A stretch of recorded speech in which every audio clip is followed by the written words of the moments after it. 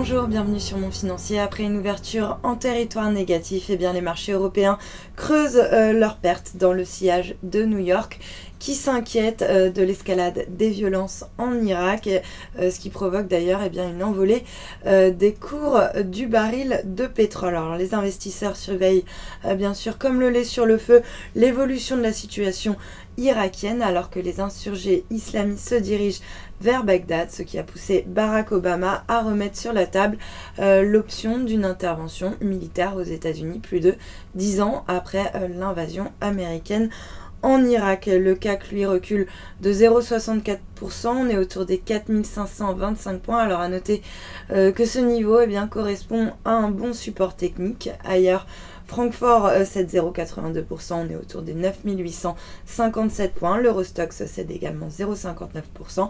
Et Londres, moins 0,75%. Du côté des valeurs, maintenant, peu de titres parviennent à s'inscrire dans le vert à la mi-séance. Alors les valeurs pétrolières profitent bien sûr de la flambée de l'or noir. Total, par exemple, qui a pris les commandes du CAC dans les premiers échanges, continue d'évoluer à proximité de ses plus hauts annuels.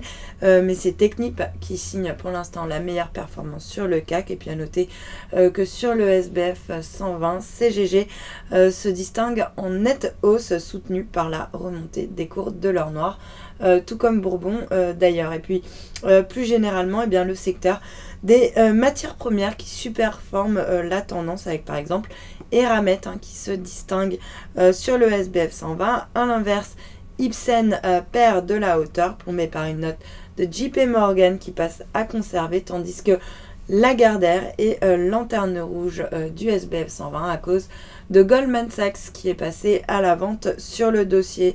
On notera également que le secteur financier est mal orienté, avec par exemple Société Générale, AXA ou encore Crédit Agricole. D'ailleurs, c'est l'ensemble des cycliques qui sont mal orientés, puisqu'on a également le secteur automobile qui se distingue en nette baisse. Et puis sur le marché d'échange, l'euro lui grappille 0,15% par rapport au dollar. On est autour des 1,3573. Il prend par ailleurs 0,39% face au yen, autour des 138,37 yens. Puis à noter que le billet vert lui aussi est très bien orienté, avec ce regain de nervosité sur les marchés. Il s'adjuge actuellement 0,24% par rapport au yen, mais on reste quand même sous le seuil des 102 yens. Et puis dernier mouvement, le pétrole bien sûr qui s'inscrit toujours en hausse, avec un WTI qui progresse de 0,45% à 107,70 $. Le Brent lui de la mer du Nord tempère ses ardeurs, il limite sa progression à plus 0,13% autour des 112,56 $ le baril. Et puis pour terminer, l'once d'or qui elle en revanche ne bouge pas à 1273 $ l'once. Voilà pour la mi-séance, restez avec nous, très bonne journée.